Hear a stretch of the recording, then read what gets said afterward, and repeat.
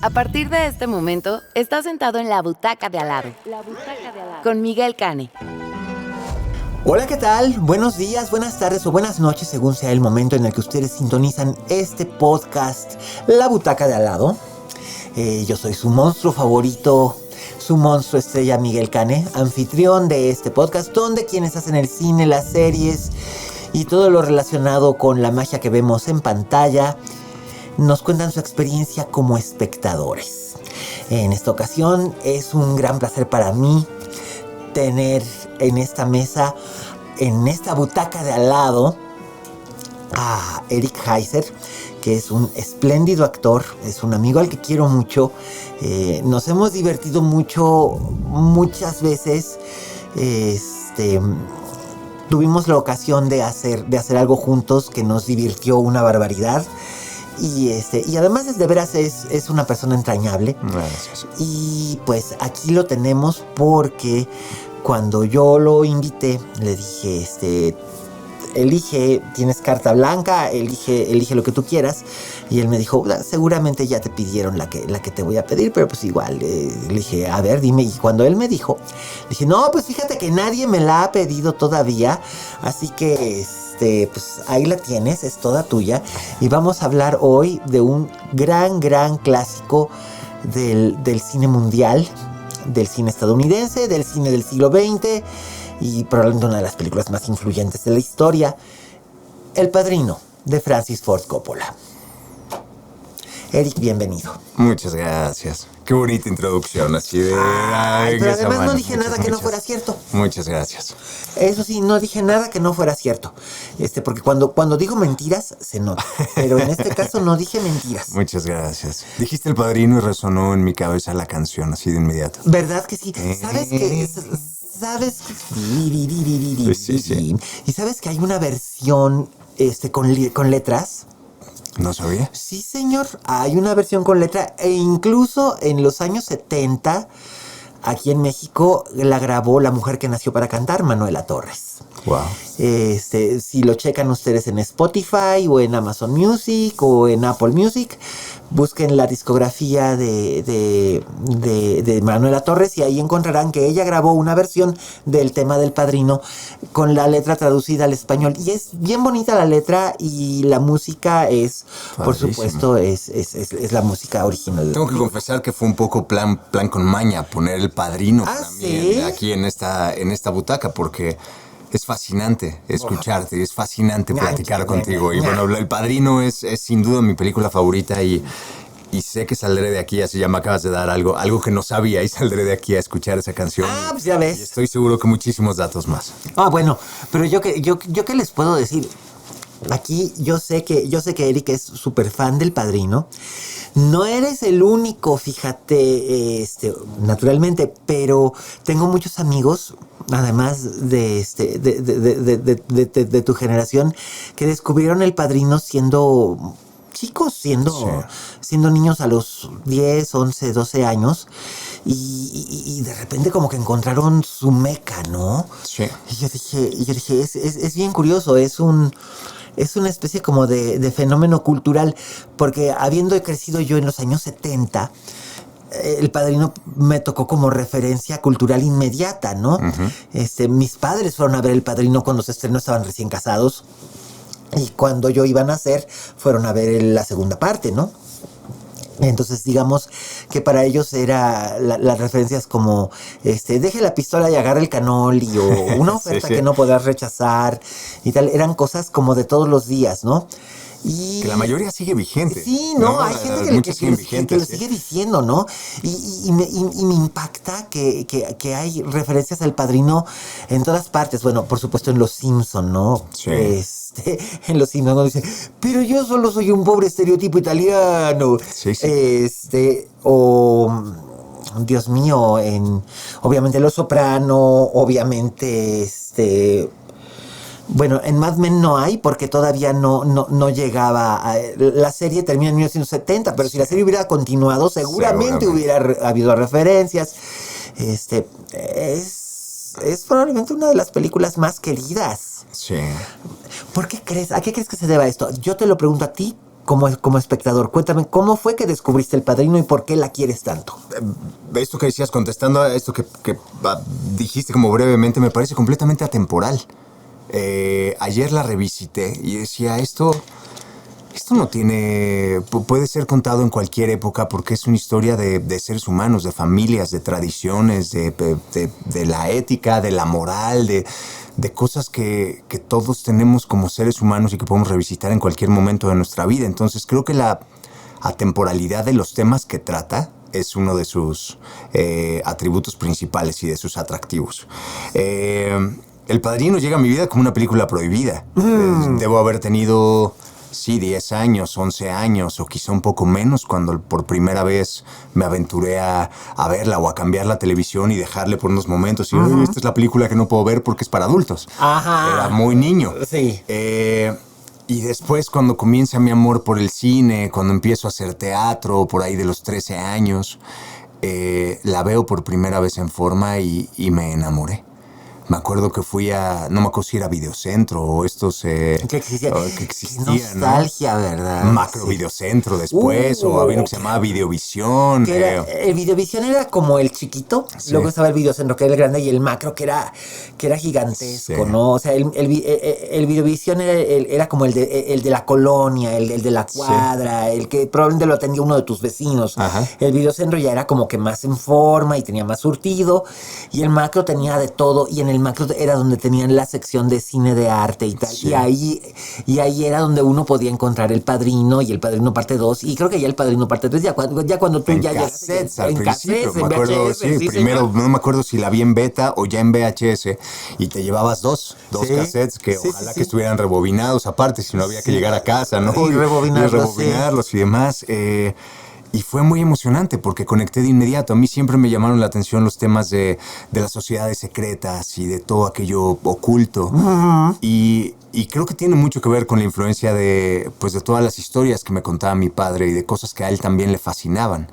Y recuerdo que a mí me llamaba mucho la atención esto de que a pesar de ser criminales, eran personas decentes. Y tenían un código de honor, sí. Y una ética también como muy marcada, ¿no? Como moralmente estos códigos de honor, pues al día de hoy muchos se han perdido por completo. Sí. Y en aquel entonces me parecían como temas muy interesantes para poner sobre la mesa y debatir, ¿no? Decir, es un monstruo, pero es un monstruo sí. con una moral bastante sólida, ¿no? Y tiene razón y protege a su familia y a sus hijos y...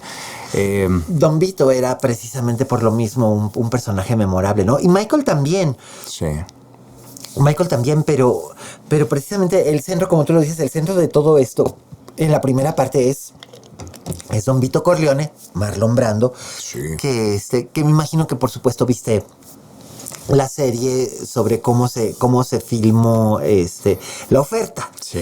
Cómo se filmó la película desde que se adquieren los derechos de la novela de Mario Puzo, uh-huh. Cómo se hace el guión, cómo buscan que Bob Evans se jugó absolutamente todo, pero yo creo que es a Bob Evans como ejecutivo, como productor, le debemos nosotros, los cinéfilos que nos gusta el cine moderno, le debemos un montón. Por lo menos le debemos El bebé de Rosemary, le debemos El Padrino parte 2 y Chinatown.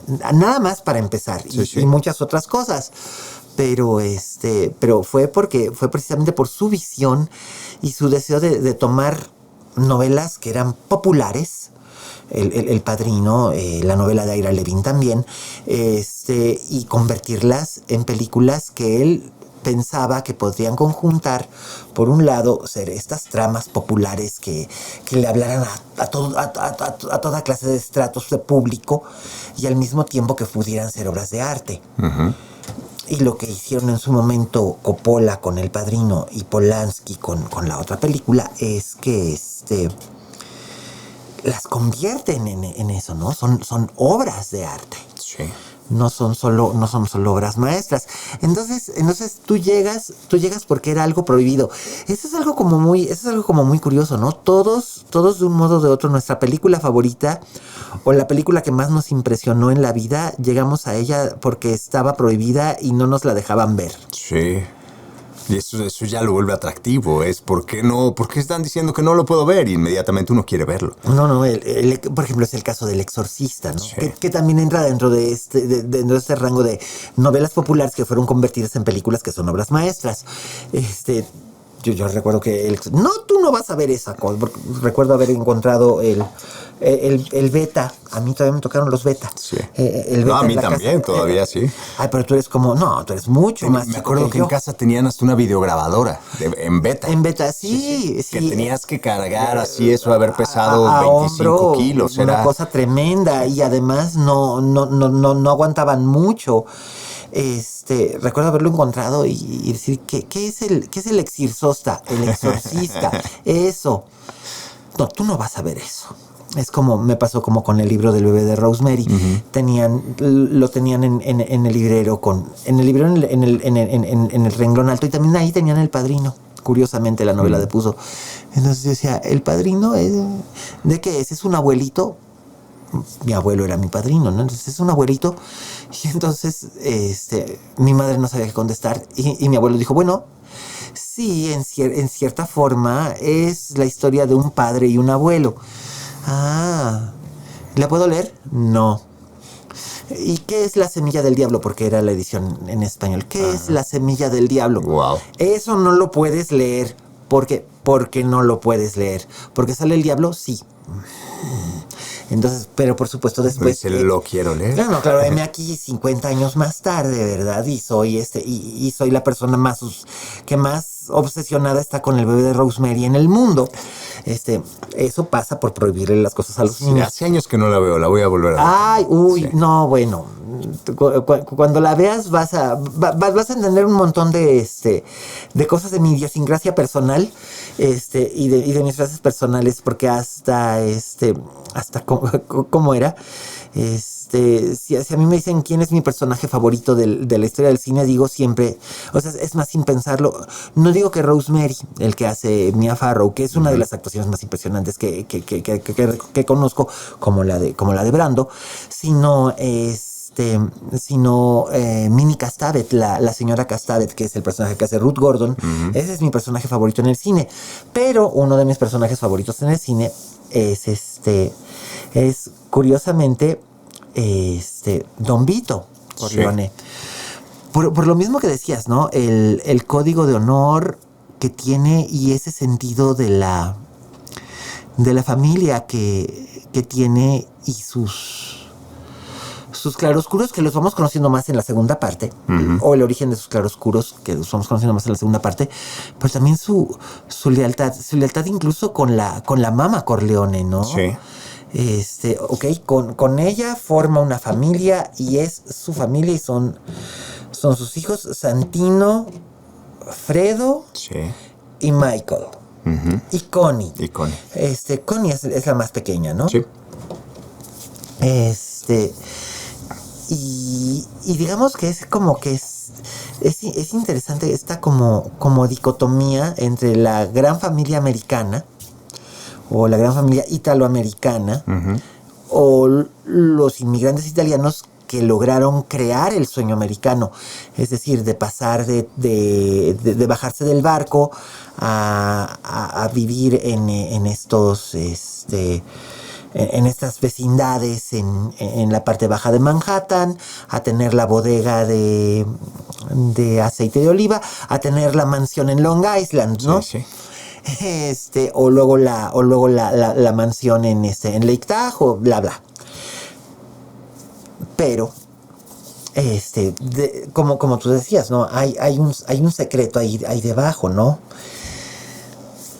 ¿De qué forma dirías tú que qué tan apegado sientes que pueda ser a la realidad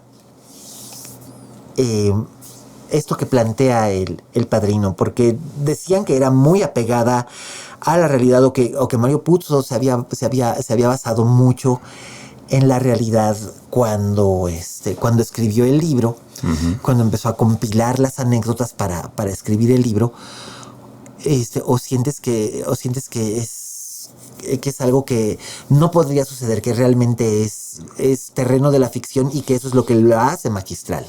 No, yo creo que todo lo contrario, es muy cercana a la realidad. Hay muchos incluso como datos históricos y referencias históricas y me parece que eso la vuelve también cercana. Pensaba ahora que hay una cosa como humana que comencé diciendo eso, que era una de las cosas que más me llamaban la atención de esta película, y ayer que la volví a ver, hay un momentito donde justamente Vito Corleone está sin querer y sin que nadie se lo preguntara explicando por qué hizo lo que hizo y cómo se convirtió en el Don, en el padrino. Y decía, yo no iba a dejar que nadie me pasara por encima. Eran momentos en que las cosas estaban cambiando y yo tenía que sacar a mi familia adelante y no iba a dejar que nadie nos pasara por encima. Y de alguna manera, con esta suerte pues casi como de tragedia, a Michael le sucede lo mismo. Sin quererlo se ve obligado a entrar porque lo tiene en la sangre y dice, yo no voy a dejar que nadie le pase por encima a nuestra familia. Quien toma la decisión de todas estas venganzas como sanguinarias para que la familia pueda seguir adelante es Michael, y piensan que está bromeando y está diciendo, es en serio, hay que matar al jefe de la policía y hay que matar a este otro compadre para... Porque además el jefe de la policía es corrupto, sí. y está aliado con los enemigos de mi papá. Sí. Que no querían hacer lo correcto también, querían empezar con el negocio de las drogas, que a final de cuentas fue lo que destruyó como toda la historia del crimen organizado. Así es, la transforma, ¿no? La transforman. Sí, no la destruyó, sino se transforma. Porque Michael no quería entrar en eso. Y es verdad que Michael, cuando conocemos a Michael en la boda de Connie, él no quiere formar parte de esto. Él llega con Kay, está recién llegado de la guerra. La guerra acaba de terminar. Él está por terminar sus estudios universitarios. Es un buen muchacho, y además es el que Don Vito había criado, digamos que aparte, sí. O sea, lo había criado junto con sus otros 3 hijos, o sea, porque no hay que olvidar, por supuesto, a su hijo adoptivo, claro, que es el personaje que Robert Duvall, el gran Robert maravilloso, Duvall, que de hecho le vino muy bien que lo adoptase Sony cuando son niños. Porque así lo puede educar para que sea el consigliere y que ese rol no lo tuviera que ocupar Michael, para que Michael pudiera ser libre. Así es. Porque él sabía que Fredo era débil. Tom Hagen se llama. Tom Hagen. Me encanta el nombre aparte. Sí, que era este irlandés, huérfano, que un día Sonny Corleone lo encontró buscando comida en la basura. Y lo llevó a comer a la casa, y la mamá Corleone lo adoptó. Y entonces Don Vito... Te enamoras de los personajes, sí, ¿no? Así, no. ¿Cuántas virtudes tienen? Claro, a pesar de, sí, ¿no? Sí. Incluso es el hecho, precisamente a lo que iba, era... Michael tiene otro tipo de visión. Es incluso lo que le canta en algún momento Sonny. Le dice, es que tú eres demasiado americano. Con su novia americana, con su universidad americana, etcétera, etcétera. Y sin embargo es el que acaba tomando, el que tiene la cabeza más fría y el que acaba tomando las riendas, porque Sonny tiene el temperamento demasiado impulsivo. Es demasiado impulsivo, tiene la cabeza demasiado caliente y es demasiado arrogante. Y Fredo... Sí, visceral, ¿no? Mecha corta. Sí. Que este cabrón le pegó a Connie bolas. Y ahí va y se lo surte. Y lo que hace es echarse un enemigo encima, un alacrán al vientre. Que bueno, que le cuesta la vida. Le cuesta la vida. Que de por sí... Don Vito sabe la clase de persona que es el marido de Connie. pero accede a que Connie se case con él porque piensa que lo pueden controlar. Y no quiere tener un conflicto con Connie, porque Connie tiene un temperamento muy parecido al de Sonny. Si no lo acepta, Connie va a acabar yéndose de todos modos con este fulano y no va a poder tenerla cerca para poder cuidarla cuando eventualmente suceda lo que sucede. Lo malo es que esto sucede cuando Don Vito está fuera de acción, está fuera de combate, y Sonny no tiene... ¿Cómo lo llamaríamos? Esta virtud que tiene Don Vito. Creo que, o sea, una de las grandes virtudes es que le permite ver como el mapa completo desde arriba. Creo que lo que pasa con Sonny es que solo ve la inmediatez, sí. Lo que tiene pues como soldado de frente, ¿no? Está en el frente y solo puede ver eso y está reaccionando o accionando hacia lo que tiene. Y Don Vito es un estratega. Exactamente. Y tiene una gran mano izquierda. Sí. Tiene una gran mano izquierda para mover las piezas. Michael también es un excelente estratega. Connie es una estupenda estratega también. Y Fredo. Que aparte es una actriz que me encanta. Talia Shire. Me encanta. Sí, que es vaciado porque Talia Shire es hermana de Francis Ford Coppola.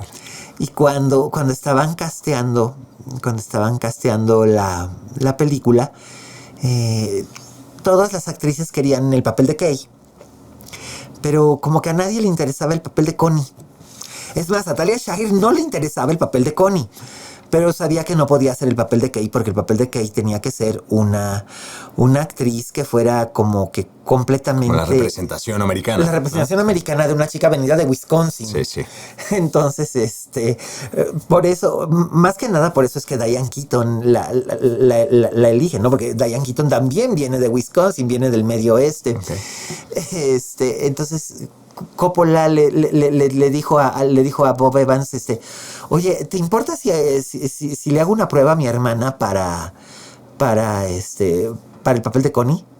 ¿Por qué le quieres hacer una prueba? ¡Castígala! ¿En serio? Sí. ¿La quieres? ¿Te funciona? Sí. No. El papel es suyo. Realmente lo que necesitamos es autenticidad y ella te va a dar la autenticidad que tú quieres, ¿no? Sí, entonces es eso. Tómala. El problema fue Marlon Brando. Porque nadie quería en ese entonces, Brando. Nadie quería darle después trabajo. De los últimos proyectos, aparte que, pues es que se habían hundido así. Pues después de la cacería, de la jauría humana, que fue en el 66, pues Brando se había hundido mucho en la botella, en pelearse con todos sus directores, había abandonado películas al principio de los rodajes. Se había ido a vivir a Tahití, a la isla de Teriatoa, con Tarita, la madre de sus hijos más jóvenes. Y no quería saber de Hollywood, pero pues finalmente tener hijos es caro. Es caro. Y entonces Coppola tenía dudas de Brando. Por ejemplo, a James Caan siempre lo tuvo muy claro, porque él ya había trabajado con James Caan en lo que fue su primera película ya de estudio, que fue para Warner Brothers, que se llamaba The Rain People. Creo que no la vi. ¿No la has visto? Te la recomiendo muchísimo. Son James Caan, muy joven, Robert Duvall también, muy joven, y ellos son el soporte de la protagonista, que es Shirley Knight, que ya falleció, una excepcional actriz de Broadway. Ella creó el personaje de Heavenly en Dulce Pájaro de Juventud, y luego hizo el personaje en la película con Paul Newman y Geraldine Page, y después trabajó con Sidney Lumet, trabajó en un montón con George C. Scott, un montón de películas, y después hizo mucha televisión, una espléndida actriz. Y en esta película, ella es una película que se filmó en el 68. Ella hace el papel de una ama de casa de Long Island, una ama de casa italoamericana. Es el primer guión que escribe Coppola, que se descubre embarazada y le deja una nota al marido, agarra las llaves del coche y se va a manejar porque necesita pensar. Está embarazada por primera vez. Entonces se va a manejar, emprende un viaje en carretera porque necesita pensar. Esto es algo un poco inspirado en una anécdota que les pasó a Francis Ford Coppola y a Eleanor Coppola cuando Eleanor se descubrió que iba a tener su primer hijo. Le dijo a Francis, toma, aquí están las llaves del coche, vete a dar una vuelta y déjame sola. ¿Qué? Déjame sola 8 días. Pero déjame sola 8 días y regresas. Y ya regresó y todo. Y bueno, todo el mundo sabe que Eleanor Coppola se merece un monumento por haber aguantado a Francis Ford Coppola durante más de 60 años que llevan casados y todas las puntadas de este hombre. Entonces, esta mujer es la que se va y en la carretera recoge a James Caan, que es un exjugador de fútbol colegial que tiene sufrió una lesión cerebral, entonces tiene la capacidad mental de un niño de 12 años. Y entonces ella al principio lo recoge, luego trata de deshacerse de él, pero es un poco como haber recogido un cachorro y haber recogido un adulto y haber recogido un niño, ¿no? O sea, es un adulto que podría valerse por sí mismo, pero no puede. Y ella quiere ser dura y cruel con él para deshacerse de él, pero al mismo tiempo el instinto maternal que ya le está entrando hace que ella no pueda. Y es una película muy muy bonita. La lanzaron en Blu-ray hace como un par de años y vale mucho la pena buscarla y verla. Sí. Es una verdadera joya de Rain People. Y curiosamente ahí hay elementos que incorpora Coppola, estas como obsesiones sobre la familia, el amor al prójimo, la bondad y nuestras propias reacciones, nuestra mezquindad natural, nuestra desconfianza, nuestra violencia. Están mezcladas junto con la trama que propone Puzo en su libro, que el libro no se parece mucho al principio no se parece mucho a la película, después uno se va dando cuenta de que sí hay muchos elementos, pero como que lo matiza, ¿no? Esto es lo que hace que la película sea una cinta que creo que es muy humana y que creo que por eso es que sientes que está tan conectada contigo, porque recuerdo que eso fue lo que me dijiste, que estaba muy muy conectada contigo. Why? Because. Pues creo que crecí con pues todos estos mensajes de la importancia de la familia, de la palabra, que si uno daba su palabra se tenía que cumplir. Siempre quise ser un ser honorable. Eres un ser honorable en mi experiencia. Gracias. Yo meto las manos al fuego por el Señor. No lo hago por mucha gente y de hecho sé que no debería de hacerlo por nadie, porque me van a decir, es que no debes hacerlo por nadie. Pero gracias. Por el Señor sí me consta. Creo que había muchas cosas que me identificaban con todos estos cuentos y esta educación también que me habían brindado no solamente mi papá, sino también mi mamá. Y eso me conectaba con los personajes, el honor de la familia, el cuidar de nuestras hermanas, de nuestros hermanos, de nuestra madre. Esta cosa aspiracional también. Y aunado a eso como todo este mundo del poder y del underground que me llamaba mucho la atención porque era completamente desconocido para mí. Y me acuerdo que justo cuando, como a los 13 años que que la vi por primera vez, ahí comenzó un viaje fascinante en cantidad de libros, investigando acerca de sociedades secretas, pues de todo aquello que era oculto y de alguna manera prohibido, que siempre me llamó la atención.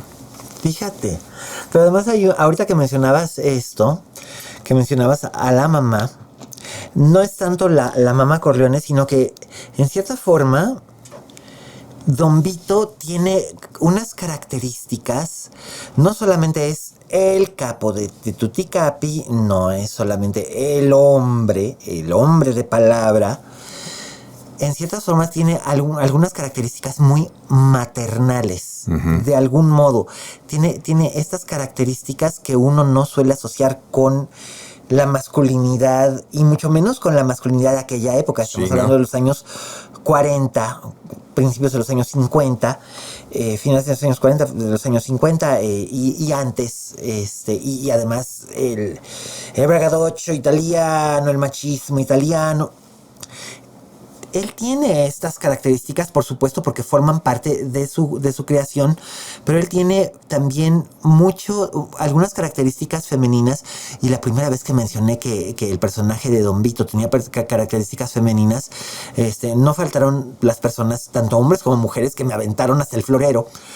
Pero yo sostengo esta teoría. Yo también lo creo. Puedes decirme que estoy loco, ¿eh? No, todo lo contrario. Pero, y me puedes interrumpir y decirme, no inventes, porque creo yo que en cierta forma él tiene esta intuición que habitualmente no solemos asociar con la masculinidad, sino más bien con lo femenino, esta intuición de, como tú dices, de ver el mapa completo, de tener ahora sí que la esfera de cristal y ver el futuro. Sí. O simplemente conocer bien a tu tribu, ¿no? Él conoce a su gente. Son sus hijos como si él los hubiera parido. Sí. Entonces, él sabe... Él es la pieza que une todos los eslabones de la familia. En también. efecto. O sea, la mamá es la que les da alimento y les da un hogar, pero él es, digamos, el que los cubre, los protege. Y al mismo tiempo también es el que sabe de qué pie coge a cada uno. Sí.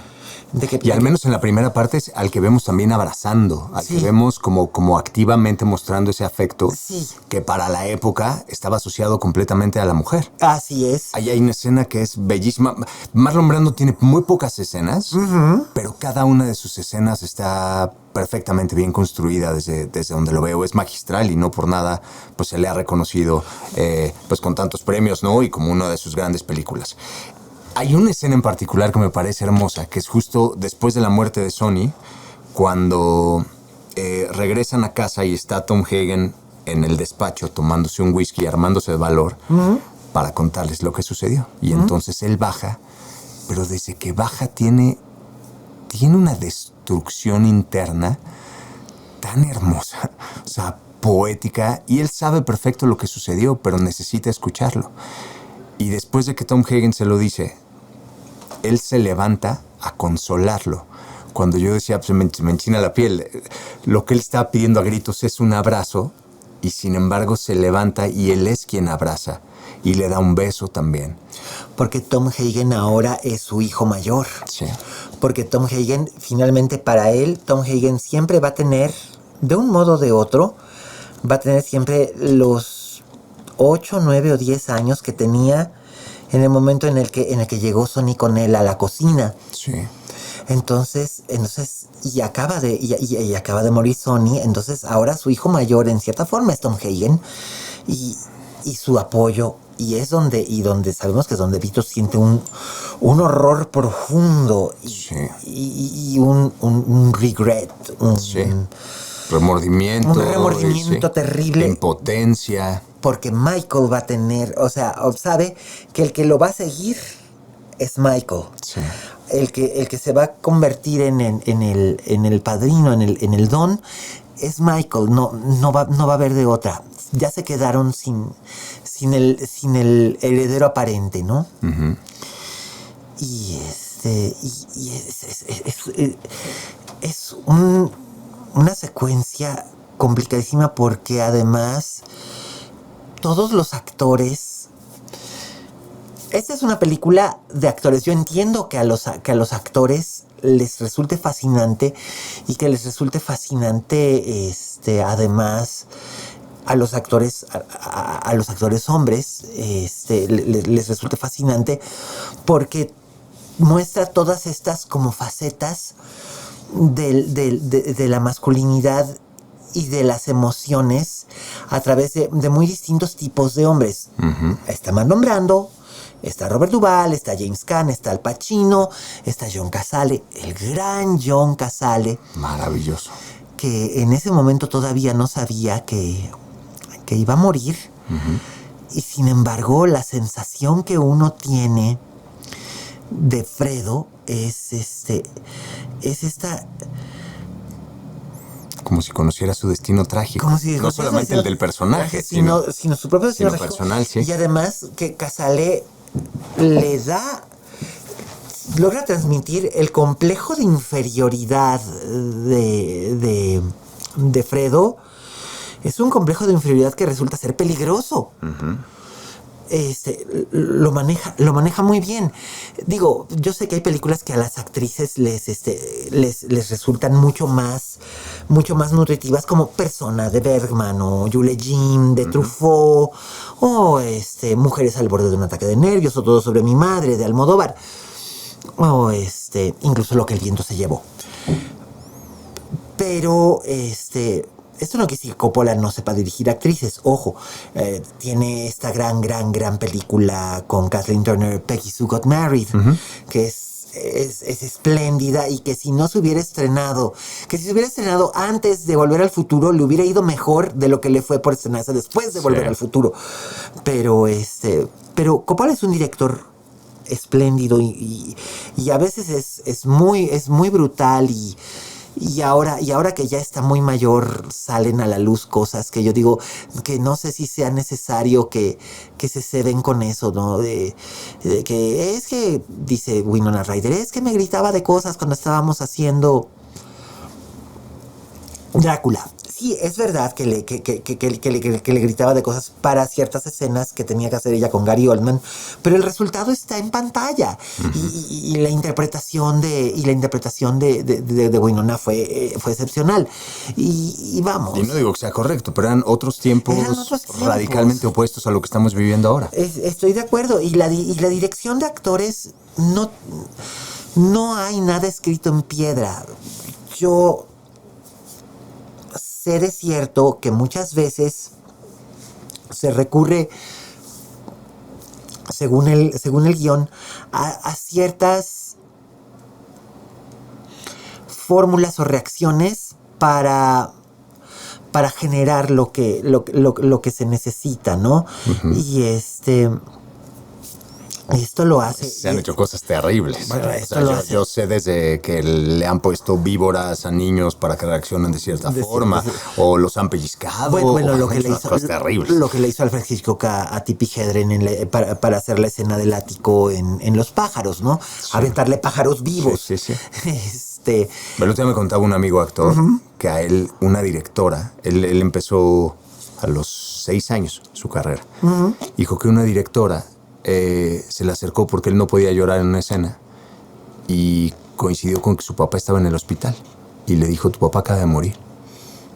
Puso a rodar la cámara y él no podía parar de llorar, evidentemente, y después le dijo: no es cierto. El otro día me lo platicó y yo no lo podía creer, pero bueno. El escrúpulo en aquella época sí, pero se valían de recursos muy poco. Bueno, tú sabes cómo, no es un spoiler decir cuál es la última toma del Padrino, es célebre universalmente. Sí. Es bellísima. Es bellísima, pero para que Diane Keaton tuviera esa expresión en la cara, Coppola le dio una bofetada. Wow. Porque no salía. Y entonces le dijo: Diane, lo siento. ¡Pum! Gracias. Y entonces sí, ahí está la expresión de que estoy herida, me siento traicionada y desconcertada, y no puedo hacer nada para evitarlo, porque además esto que está pasando no lo puedo evitar. Sí. ¡Pum! Y es una verdadera... Digo, a estas alturas del poética, darle la vuelta a la página. Sí, a estas alturas del poema. Y digo, después repiten la escena, que como en Los Simpsons dice, y le da con la puerta en las narices a Annie Hall. Repite la escena en El Padrino segunda parte, entre la famosa escena entre Michael y Kay, en la que Kay le dice, le revela una gran verdad a Michael, ¿no? Pero hablaremos del Padrino segunda parte en otra ocasión contigo, porque esa sí no me la viento con nadie más. Pero ahora bien, ¿tú qué sientes que te dejó El Padrino? Ya no solo como espectador, sino como persona y profesional. siendo que cuando la primera vez que la ves, eres un muchacho muy joven que absorbe todo esto, que aprende todo esto.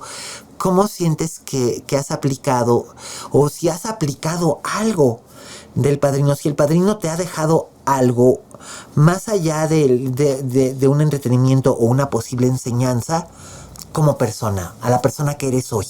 Yo creo que muchas cosas. Es profesionalmente aspiracional para mí.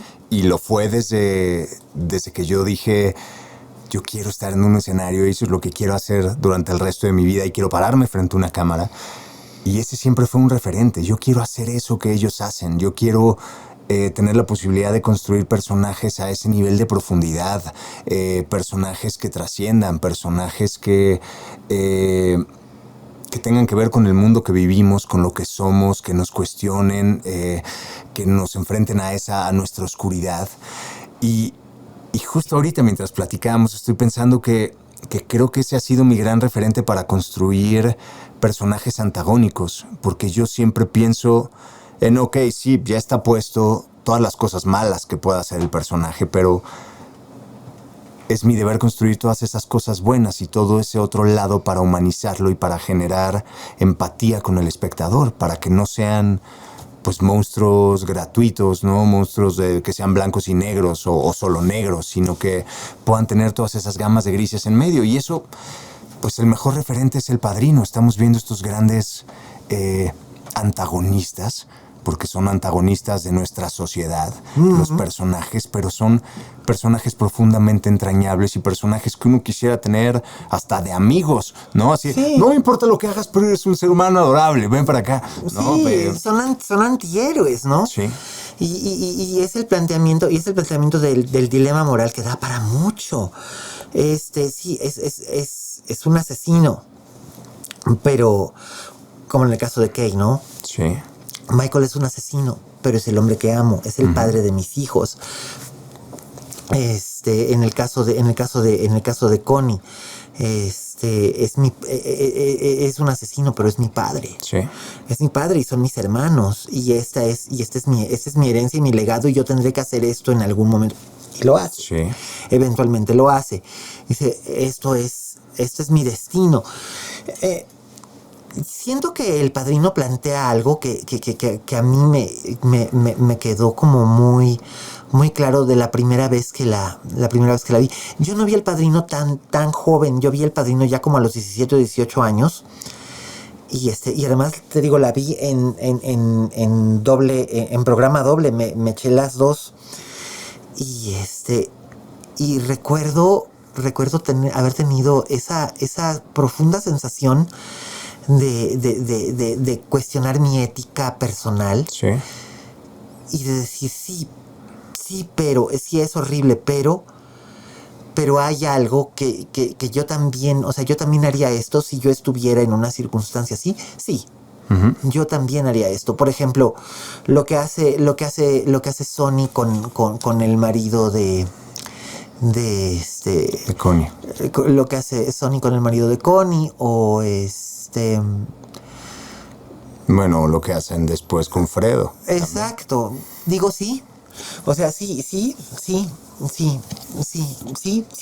Probablemente esto no es muy halagüeño que yo lo revele, pero pues sí. Tendría uno que nacer ahí, en el seno de esa familia, en ese momento, ¿no? Pero pensándolo desde lejos. Sí, o sea, visto desde fuera, dices, dadas las circunstancias, cuando te encuentras en circunstancias semejantes, dices, es que si yo pudiera. Sí. Sí, por supuesto. Ahora existe la otra opción, ¿no? ¿Qué hubiera pasado si Michael dice, yo punto y aparte, yo me voy y se aleja? Y se va a Wisconsin con Kay y adiós Nicanor. Sería otra historia. Sería otra historia completamente distinta. Y muy probablemente a él hubiera de todos modos perseguido su propia conciencia. Sí. Porque finalmente el destino ahí es inamovible. Sí. No puede, como lo plantea Puzo, el destino es como un elemento, como el fuego, el agua, la tierra o el aire. Sí. No puede, las personas son lo que son, no pueden cambiar. Sí. O quizás no del todo. Pero eso es lo que plantea, al menos en su primera parte, la saga del Padrino, con estos actorazos memorables y un trabajo formidable. Pero lo dice Michael más adelante. Every time I try to go out, they pull me back in. Sí, en la tercera parte, en la escena memorable de la cocina, en la tercera parte, que ya tenía todo legal, sí. pero todo sigue volviendo. Hay muchos símbolos también. Sí. Hay un momento donde justo cuando él acepta ser el padrino del hijo de Connie, sí. que uno dice como, ¿por qué vas a ser el padrino? ¿Por qué vas a aceptarlo? Dice sí. Y es el momento en que toma las grandes decisiones y se convierte en el don. Claro, que es cuando matan, la secuencia increíble, cuando matan al jefe de la policía, cuando matan a todos los demás, las demás cabezas de las casas a McCloskey, a Moe Green, a Moe Green, a Alex Rocco, aquella memorable. Todo esto es realmente es una secuencia increíble. Es realmente formidable. No, y bueno, está la escena por supuesto la famosa escena del caballo, las referencias a Frank Sinatra, que Frank Sinatra siempre decía, no, bueno, sí. Sí, que todo el mundo lo sabía, vamos. Tenía unos efectos especiales increíbles para la época. Para la época, si consideras que todos eran manuales. Sí. Todos la explosión del auto cuando muere Apolonia. ¡Pum! La explosión es impresionante. La muerte de Apolonia, que también probablemente es el primer paso para llevar a Michael hacia el ascenso, que es probablemente la muerte de Apolonia, es lo que es uno de los grandes regrets de Don Vito, porque Don Vito sí quería que... Don Vito no tenía ninguna objeción de que Michael tuviera a su gringa, a su gringuita, y tuviera su vida perfectamente white bread, ¿no? O sea, de hecho eso era lo que él quería. Y todo esto se sale de control cuando Michael va a Sicilia, porque se tenía que esconder en Sicilia, y está tan llena de capas. Uh-huh. Puedo entender perfectamente bien porque es una película que sientes tan cercana a tu corazón y que se puede revisitar. Así de es la película que más veces he visto. ¿Cuántas veces la has visto? Yo creo que no menos de 20. O sea, no menos de 20. No menos, muchas. Y cuando tengo conversaciones con alguien, ¿no la has visto? Veámosla y la vuelvo a ver así junto con la persona con la que esté hablando. Sí. Y cada vez descubro cosas nuevas. No, además ver El Padrino, o bueno, ver la película de tu vida con alguien que nunca la ha visto, siempre es algo magnífico. Porque yo cuando les pongo El bebé de Rosemary, que yo la he visto más de 100 veces, wow. 100 veces, entre 1988 y ahora, seguramente son más de 100 veces, ya no estoy viendo la película, estoy viendo las reacciones de la gente. Si se compran la convención y entran en el juego que está planteando, ¿no? Mucha gente, sobre todo de un tiempo a esta parte, me han dicho, es que me asusta. Es que es diferente, no es Terrifier, no es Scream, no es Saw, no es Viernes 13, no es nada de esto, es otra cosa, es algo completamente distinto, es como en El Padrino no es una película de gángsters a la usanza. No. El Padrino es una tragedia griega disfrazada de película de gángsters. El bebé de Rosemary es un drama, es un drama escandinavo psicológico disfrazado de película de terror. Sí. O sea, en realidad es una película que El Padrino es acerca de la lealtad, la fidelidad, la familia, el compromiso, el honor, la palabra. Sí. El bebé de Rosemary es sobre el cuerpo. El cuerpo, la relación, el vínculo, la traición. Uh-huh. Entonces, es otro tipo de historias, y me parece maravilloso que sigas propagando la palabra de ahora sí que Ahora sí que el padrino es Dios y Eric Heiser su profeta. Y Eric Heiser su profeta. Me encanta. Se me hace muy redondo, una película redondita. Magnífico. Querido, ¿en qué? Trabajas un montón, así que dime, ¿en qué te pueden encontrar nuestros escuchas y videntes en estos momentos? Ahorita, ¿qué tienes calientito? Próximamente viene el estreno de una serie que hice para Prime Video, que se llama Ahora que no estás. Sí. Que ya, de hecho, ya cuando esto salga ya va a estar seguramente. Perfecto. Entonces estrena 25 de diciembre. Fantástico, sí. Así que podrán disfrutarla en Prime Video. Creo que me atrevo a decir que es uno de mis proyectos más honestos. Que fue un reto hermosísimo porque es la primera vez que decido prestarle mucho de mí a un personaje. Mucho de mi manera de moverme, de mi voz y evidentemente de mi mundo interno.